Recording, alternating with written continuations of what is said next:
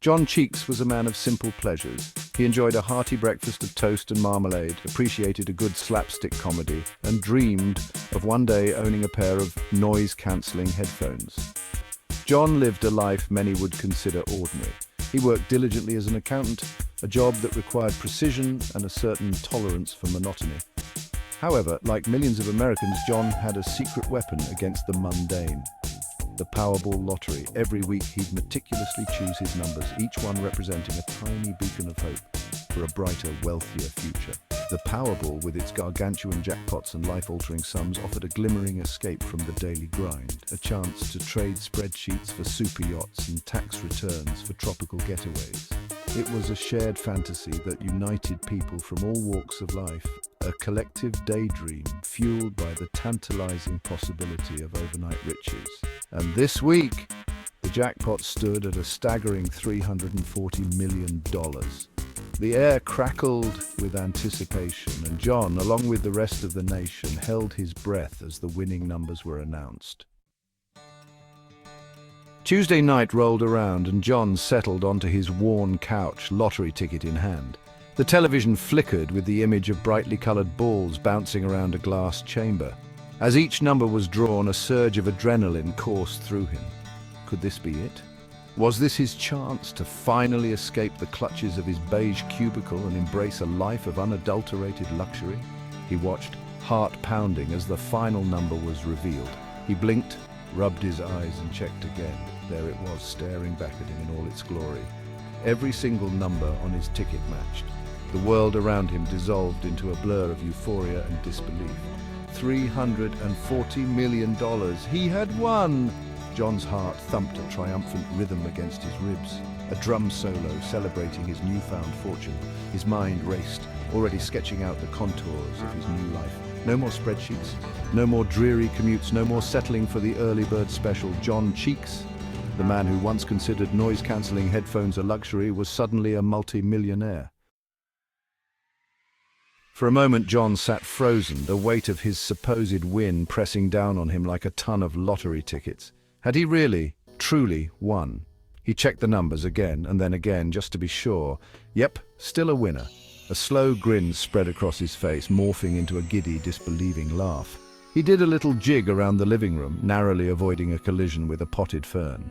He imagined the look on his boss's face when he strolled into work the next day, resignation letter in hand, whistling a jaunty tune. He pictured himself finally free from the tyranny of spreadsheets and fluorescent lighting. He could practically taste the freedom, and it tasted suspiciously like a margarita. A top-shelf margarita, of course, served on a private beach somewhere delightfully tropical. John's mind, now unburdened by the constraints of a modest budget, soared to dizzying heights of extravagance. He would finally buy that island he'd always dreamed of, the one with the crystal-clear waters and the resident population of miniature ponies. He'd build a state-of-the-art treehouse, complete with a retractable roof for stargazing and a pizza oven because, well, priorities. He'd hire a personal chef, naturally, specializing in gourmet grilled cheese, sandwiches, and exotic ice cream flavors. And he wouldn't forget about his family. He'd shower them with gifts, cars, houses, trips around the world. He'd even buy his Uncle Marty that toupee he'd always wanted, the one that made him look like a young Burt Reynolds. Bursting with his incredible secret, John grabbed his phone. He had to tell someone, anyone, everyone. First on his list, his brother Dave. Now, Dave was a practical man, a firm believer in sensible shoes and even more sensible investments. John knew he'd need to break the news carefully, perhaps ease him into the idea of having a multi-millionaire for a brother. Okay, Dave, but promise you won't freak out, John began, already anticipating his brother's incredulous response. Remember that lottery ticket I bought? The one I said was going to change our lives? Well, buckle up, buddy, because... John proceeded to unleash the life-altering news, laying out his plans for the Cheeks family fortune with the unbridled enthusiasm of a kid in a candy store. Dave, true to form, remained unconvinced, attributing John's ramblings to a potent combination of sleep deprivation and wishful thinking. John's proclamation of sudden wealth was met with a cacophony of reactions from his family. His mother, bless her heart, offered a confused but enthusiastic, "That's nice, dear," Does this mean you can finally fix that leaky faucet in the bathroom? His father, a man who still clung to his flip phone and considered the internet a fad, simply grunted and went back to reading his newspaper. His sister Susan, ever the pragmatist, raised a skeptical eyebrow and quipped, "So, about that loan I gave you last month for that surefire investment in garden gnome futures." Even the family dog, a portly pug named Winston, seemed to regard John with a look of weary cynicism. Clearly convincing his family that he was now swimming in a pool of lottery millions was proving to be a tougher sell than anticipated. Undeterred by his family's lack of immediate enthusiasm, John dove headfirst into the intoxicating waters of online shopping. His fingers danced across the keyboard, adding items to his virtual cart with the abandon of a kid let loose in a toy store. A solid gold back scratcher, why not? A diamond-encrusted dog collar for Winston? Absolutely. A lifetime supply of pickled herring, obviously a must-have.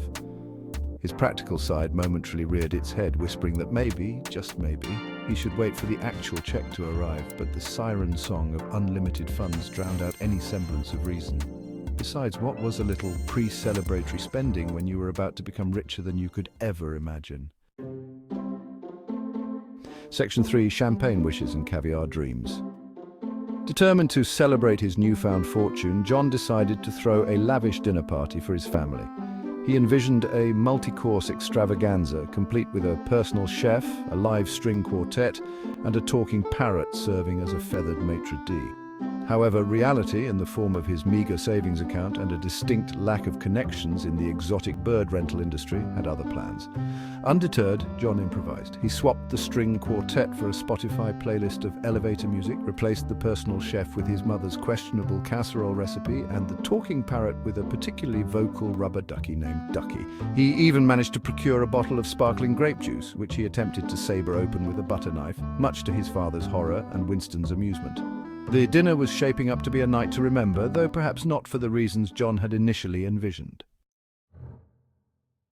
Section 1. The dreaded double check.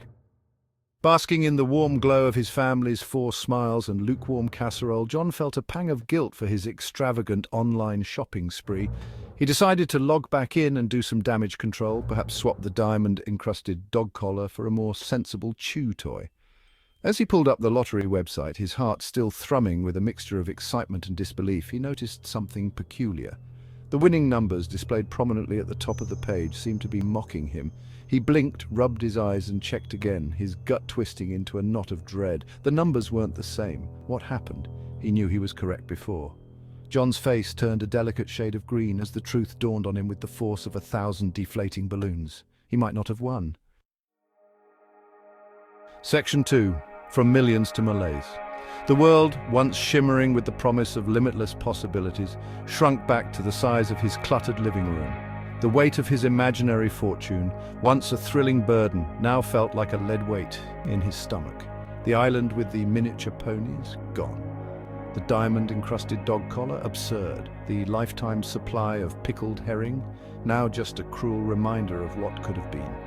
He glanced around the room, his eyes falling on the half-eaten casserole. The mismatched furniture, the flickering lampshade that had annoyed him for years but somehow never quite made it onto his to-do list. The reality of his situation settled over him like a damp fog. He was still John Cheeks, accountant extraordinaire, champion spreadsheet wrangler, and as of this moment the proud owner of a rapidly dwindling bank account. The following days were a blur of frantic phone calls to the Powerball office. What happened? They told him it was a mistake, a miscarriage of what was certainly should be his true fate. What was John to do? He contacted a lawyer and together they sued the Powerball. If he couldn't win the lottery himself, maybe a lawyer could do it for him. John isn't giving up a lifetime supply of pickled herring that easily, but he hadn't won. A judge wasn't going to give him the winning numbers either. His family, initially amused by his extravagant delusion, were now less than thrilled with his financial irresponsibility before confirming the win. His mother, ever the optimist, tried to see the bright side. "Well," she chirped, "at least you don't have to worry about paying those pesky island property taxes." Monday morning arrived with the subtlety of an alarm clock set to a polka remix. The thought of facing his colleagues, the same people who had endured his week-long fantasy of yachts and diamond-encrusted dog collars, filled John with a special kind of dread. He considered calling in sick, claiming a sudden case of post-lottery stress disorder, but quickly dismissed the idea. He had to face the music, even if that music sounded suspiciously like the theme song to The World's Biggest Loser. He took a deep breath, plastered a shaky smile on his face, and walked into the office, bracing himself for the inevitable onslaught of mockery and pity. To his surprise, the reaction was more subdued than he anticipated. His co-workers offered a few sympathetic nods and knowing smiles, but mostly they seemed more curious than judgmental. News of John's win and subsequent downfall spread through the office grapevine faster than a particularly juicy spreadsheet error. He became a cautionary tale, a walking, talking reminder of the perils of unchecked optimism and the dangers of online shopping sprees fueled by imaginary millions. His colleagues, initially envious of his supposed good fortune, now patted him on the back with a mixture of amusement and relief. At least it wasn't them, their eyes seemed to say. Even his boss, a stern woman who ruled the accounting department with an iron fist and a calculator, couldn't suppress a chuckle when she saw John. "Cheeks," she said, her voice surprisingly gentle.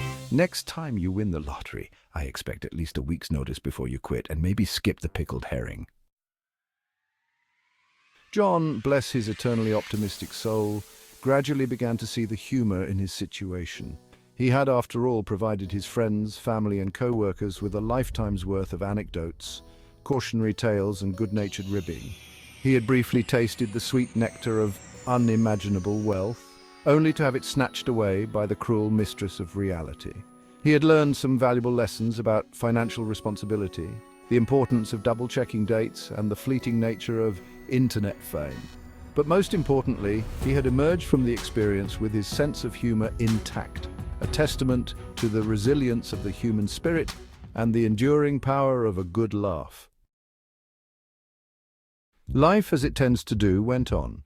John Cheeks returned to his spreadsheets, his sensible shoes, and his weekly lottery ticket.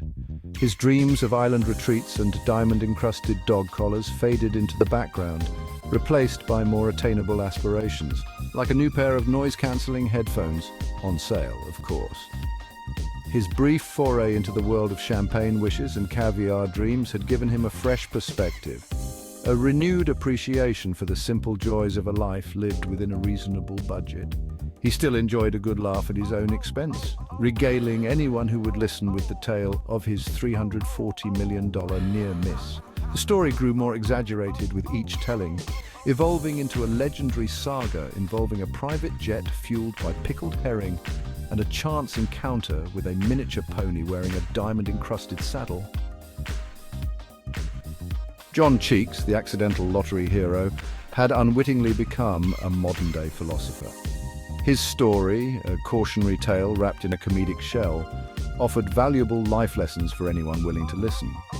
First and foremost, always double-check that you've won first.